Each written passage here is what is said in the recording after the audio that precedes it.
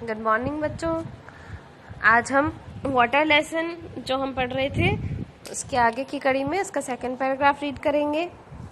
Water के बारे में है। राइटर यहाँ पानी का महत्व बता रहे हैं और जीवन में किस प्रकार पानी की उपयोगिता है, हमें किस प्रकार उसकी कीमत को समझना चाहिए, जल का संरक्षण करना चाहिए, ये सब बातें हमें इस पाठ में जानने को मिलेगी।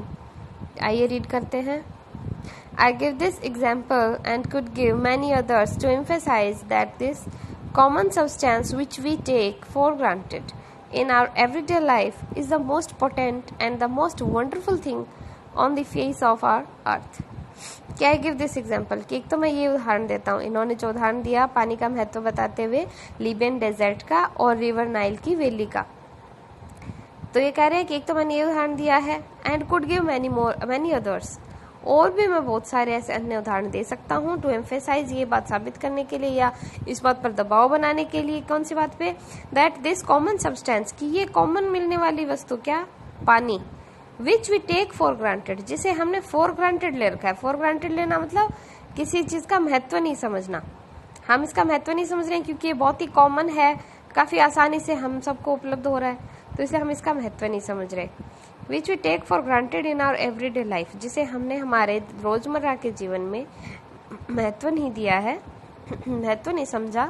Is the most potent and the most wonderful thing, ये सबसे अधिक मतलब ये सबसे ज्यादा पावरफुल, कहने का मतलब ये बहुत ही काम की और अपने आप में बहुत ही अद्भुत वस्तु है। On the face of our earth, हमारी पृथ्वी पर सबसे अद्भुत वस्तु है ये पानी। It has played a role of vast significance in shaping the course of the Earth's history and continues to play the leading role in the drama of life on the surface of our planet. It has played a role of vast significance. इसने vast यानी बहुत ही विस्तृत, significance यानी महत्व का, इसने बहुत ही महत्वपूर्ण रोल अदा किया है in shaping the course of the earth history, पृथ्वी का इतिहास बनाने के लिए। जो पृथ्वी का इतिहास है उसकी जो शेप है, उसको जो रूप प्रदान किया गया है, उस रूप प्रदान करने में पानी ने बहुत ही महत्वपूर्ण भूमिका अपनी अदा करी है। एंड कंटिन्यूज, और आज भी कर रहा है, अपने महत्वपूर्ण रोल प्ले कर रहा है। To play the leading role in the drama of life, जीवन का जो ये ड्रामा है ना, जीवन रूपी जो चक्कर चल रहा है, जीवन का जो ये रंगमंच है, इसमें आज भी जो पानी है वो अपना लीडिंग रोल, लीडिंग यानी मुख्य भूमिका निभा रहा है, अग्रणी भूमिका निभा रहा है। On the surface of our planet, हमारे जो प्लेनेट है अर्थ, उस भूमंडल पर पानी जो है वो हमेशा से, इतिहास से ले लो चाहे आज से, हमेशा से इतना इम्पोर्टेंट है और आज भी वो अपना मुख्य रोल अदा कर रहा है। There is nothing which adds so much to the beauty of the countryside as water. There is nothing, ऐसी कोई वस्तु नहीं है which adds so much beauty, जो इतनी अधिक सुंदरता ऐड करे, जोड़े, किसमें? of countryside as water, कि countryside यानी गांव, कि गांव की सुंदरता जितनी पानी बढ़ा सकता है उतनी कोई ऐसी वस्तु नहीं है जो इतनी सुंदरता बढ़ा सके। Be it just a little stream trickling over the rocks, be it just a little stream, चाहे ये एक लिटिल छोटी सी स्ट्रीम, धारा ही क्यों ना हो, ट्रिकलिंग ओवर द रॉक्स, जो कि चट्टानों के ऊपर ऐसे उछलती हुई नाचती सी आती है, और ए लिटिल पॉन्ड, और चाहे कोई छोटा सा तालाब ही क्यों ना हो, पोखरी क्यों ना हो, बाय द वे साइड, रास्ते के किनारे पे, वेयर, जहाँ द कैटल, मवेशियां, quench their thirst of an evening, quench their thirst यानी कि प्यास बुझाना, क्वेंच मानी बुझाना, देयर थर्स्ट यानी कि प्यास, ऑफ एन इवनिंग, कि कोई भी चीज ऐसी नहीं है पानी के जैसी जो गांव की सुंदरता को इतना बढ़ाए। कहने का मतलब पानी जो है वो बहुत ही सुंदरता, प्राकृतिक सौंदर्य है पानी में, प्राकृतिक रूप से जगह की सुंदरता बढ़ा देता है। चाहे ये छोटी सी कोई धारा ही क्यों नहीं बह रही हो चट्टान के ऊपर, बड़ी सुंदर लगती है। चाहे एक छोटा सा पोखर क्यों ना हो, रास्ते पे हम जा रहे हैं, रास्ते के साइड में एक छोटा सा तालाब क्यों ना हो, जहाँ पे शाम को मवेशियां आती हैं, पशु आते हैं, गाय भैंस वगैरह, और वो आकर अपनी प्यास बुझाते हैं। बड़ा ही सुंदर देखने में ये सीन हमें लगता है।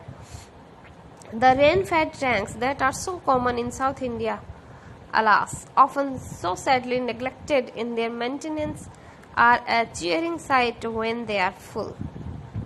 ये कह रहे हैं कि जो रेन फेड टैंक्स होते हैं बरसात के पानी से भरने वाले जो तालाब हैं that are so common in South India, जो कि दक्षिण भारत में बहुत ही आम बात है, मतलब हर जगह अधिकतर वहाँ पर तालाब हैं और वो बारिश से रेन फेड है, रेन फेड यानी कि बारिश से भरने वाले हैं। ये कह रहा है कि ऐसे जो तालाब हैं, बट अलास बीच में ये दुख कर रहा है, ये अलास इंटरजेक्शन है, दुखी, खुद को दुखी दिखाते हैं हम, तब दुख कहने का मतलब दुख को दिखाने वाला शब्द है ये। ऑफन सो सैडली नेग्लेक्टेड, बहुत ही बुरा लगता है मुझे कि जब प्राय उनकी नेग्लेक्टेड उपेक्षा की जाती है, उनको नेग्लेक्ट किया जाता है इन देयर मेंटेनेंस, उनके रख रखाव में, जबकि they are a cheering sight when they are full, जब वो पानी से भरे होते हैं, बारिश आ रखी होती है, तब वो चीयरिंग साइट, प्रसन्न कर देने वाला दृश्य उत्पन्न करते हैं। They are of course shallow, हालांकि निसंदेह वे शैलो हैं, थोड़े से छिछले हैं, but this is less evident since the water is silt laden and throws the light back and the bottom does not therefore show up, but this is less evident. लेकिन ये बात इतनी कोई खास महत्वपूर्ण नहीं है, क्योंकि जो पानी है the water is silt laden, वो कांप मिट्टी से या गाद से भरा हुआ है, and throws the light back, और क्या करता है वो प्रकाश को वापस से भेज देता है, टकरा के उस गाद से प्रकाश वापस चला जाता है, and the bottom does not therefore show up, और इसीलिए इनका पैंदा जो है वो कभी भी नहीं दिखता। These tanks play a vital role in South Indian agriculture, ये जो टैंक्स हैं, ये जो तालाब हैं, they play a vital यानी कि महत्वपूर्ण, विशाल, ये बहुत ही महत्वपूर्ण और बड़ा रोल अदा करते हैं इन साउथ इंडियन एग्रीकल्चर, दक्षिण भारत की जो कृषि है उसमें ये महत्वपूर्ण अपना भूमिका अदा करते हैं। इन मैसूर में फॉर एग्जाम्पल, उदाहरण के लिए, much of the rice is grown in them, उदाहरण के लिए मैसूर में है ना, अधिकतर जो चावल है, राइस है, इज ग्रोन इन दैम, वो इन तालाबों के अंदर ही उगाया जाता है।